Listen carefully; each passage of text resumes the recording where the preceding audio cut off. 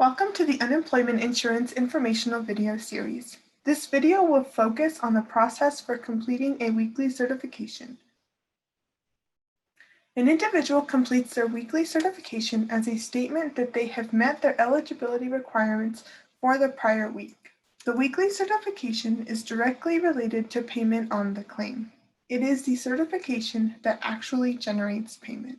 Each week runs Sunday through Saturday. An individual cannot certify for a week until that week has ended. Any wages that were earned during the week must also be reported. Wages are reported as they are earned, not as they are paid. The weekly certification can be done one of two ways: online at www.jobs.state.nm.us or by speaking with a customer service agent at 1-877-664-6984 Monday through Friday from 8 a.m. to 4:30 p.m. It is recommended that whenever possible, you complete your weekly certifications online to avoid potential long wait times by phone. In order to complete your weekly certification online, again, go to www.jobs.state.nm.us. In the upper right corner, click on Login and choose Individual. On the next screen, you will enter your username, your password, read and agree to the terms of use, and then click Login. If you have forgotten your username or password, please use the options at the bottom of the screen. On the next screen, under My Path to Employment, click on Unemployment Insurance Benefits. You are now in your claim and on your homepage. On this page, look for the Pending Weekly Certification section. Let's take a closer look at that section. Here, you will click on Start Weekly Certification. If there is more than 1 week that you need to certify for, the system will direct you to the older week first, designated by the darker blue button. On the next screen, there are some frequently asked questions that you can reference as needed. There is also the button to start your certification.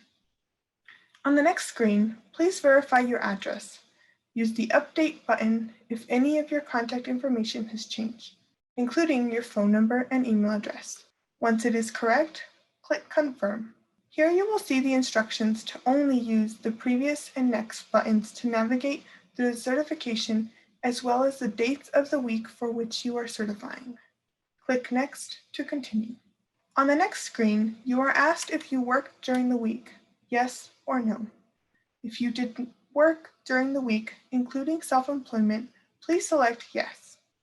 Once you complete this section, you will be prompted to enter your gross wages and the number of hours worked in order to submit your certification. Otherwise, select No. Click Next to continue. On the next screen, you are asked if you were offered employment during the week, yes or no, and if you quit, were fired, or laid off from a job. If you were offered a new job during the week, or if you were separated from your employer, please select Yes for the appropriate question. Please note, if you are only self-employed, you do not need to report the separation. Once you complete this section, you will be prompted to enter the name of the employer and will be asked to provide additional information in order to submit your certification. Otherwise, select No. Click Next to continue. On the next screen, you are asked if you received a pension payment you have not previously reported to us. If you did receive a pension payment during the week that you had not previously reported to us, please select Yes. Once you complete this section, you will be prompted to enter the name of the employer and you will be asked to provide additional information in order to submit your certification. Otherwise, click No. Click Next to continue. It is a federal requirement that you must be able and available to accept suitable work and actively seeking work in order to qualify for unemployment benefits. If you are physically and mentally able to work and accept full-time or part-time work for at least 20 hours for the week you are certifying for, select Yes. If you are ill, injured, on a leave of absence, or unable to work for any other reason, you may not be considered able and available and may not be eligible for benefits for the time you are certifying for. Next, You are asked if you met work search requirements for the week. Work search requirements include completing a minimum of 2 work search activities for the week you are certifying for. Once you have answered both questions, click Finish. The basic questions are now complete. If you worked during the week, you will be prompted to complete the earnings section. If you did not work, you will not have this section and will move on to the work search section. Click on Earnings to continue. On the next screen, you will enter gross wages, the wages earned before taxes are taken out, for all employment and the total number of hours worked. You must accurately report your gross wages each week that you work and certify for benefits, even if you don't get paid until later. Be sure to accurately report all earnings from part-time and temporary work during your weekly claim certification, regardless of whether you are paid in cash or by check. If any of your work during the week was in self-employment, answer yes to question 4. You will only answer yes to question 5 once you've returned to full-time work and no longer intend to certify for benefits. Click Next to continue. On the next screen, you will enter your employer and wages by selecting Add Employer. If all your work was in self-employment, only complete the self-employment section. You will not add yourself as an employer in the top section. If you also had work in regular employment, you will use the Add Employment button to find the appropriate employer account and report those wages. Click Next to continue. You will now enter your work search contacts and activities for the week by clicking on the Work Search section.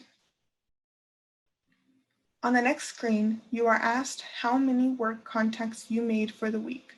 None, 1, 2, or more. Click Next to continue.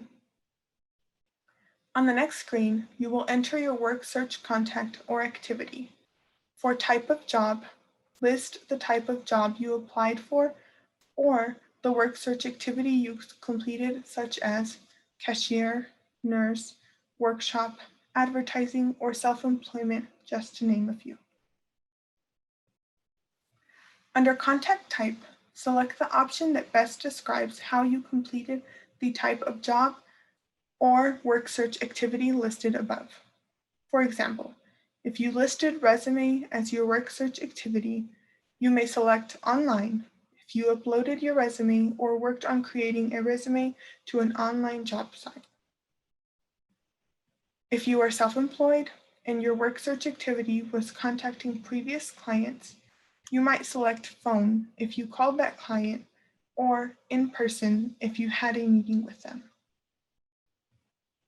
After providing all information needed for your work search contact or activity, click Save this work search. Another work search contact will appear for you to fill out, and you will see your previously entered work search at the top of the screen. After completing the information needed for your next work search contact or activity, click Save this work search. You will now see both work search contacts or activities appear at the top of the screen. You may continue to enter additional work search contacts or activities.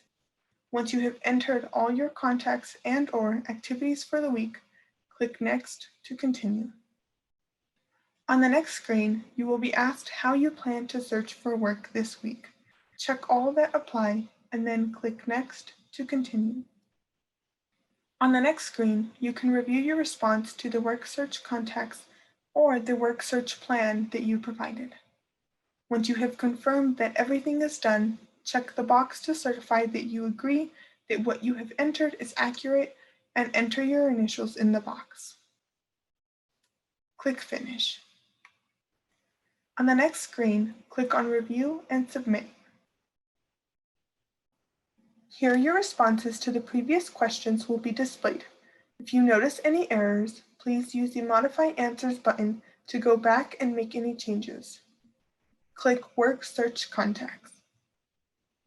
Again, here you will be able to review the information you provided and make any changes by clicking on Modify Answers. Once everything is accurate, go to the acknowledgement to certify that all information is true and correct, and then click Submit. You will then receive confirmation that your certification is complete. If you have another week to certify for, look again for the Pending Certification section elsewhere on this screen, and then start the certification for that week. Things to know as you file your certification. You must search for work each week that you file a claim for benefits. If you fail to do so, you may be denied benefits until you confirm that you are actively looking for a job. If you get a questionnaire requesting additional information, please fill it out honestly and to the best of your ability in order to move forward with the certification. Be sure to read all questions carefully and to follow the instructions as stated. Don't forget to report all wages you earned for the week. Continue to certify each week even if there are pending issues or a pending appeal on your claim. Do not certify for benefits if you are working full-time. As soon as you begin working full-time, you must discontinue certifying for benefits unless your gross wages are less than your weekly UI benefit amount. There is no need to contact the department to close your claim. Simply stop certifying and your claim will close on its own. Do not wait until you receive your first paycheck to discontinue certifying. Remember, every time you certify for benefits, you are stating that you are able, available, and actively seeking work. Employment records are verified by the New Mexico Department of Workforce Solutions, which uses state and national resources to track new hires. Please visit www.dws.state.nm.us for additional information and updates. Thank you for joining us today.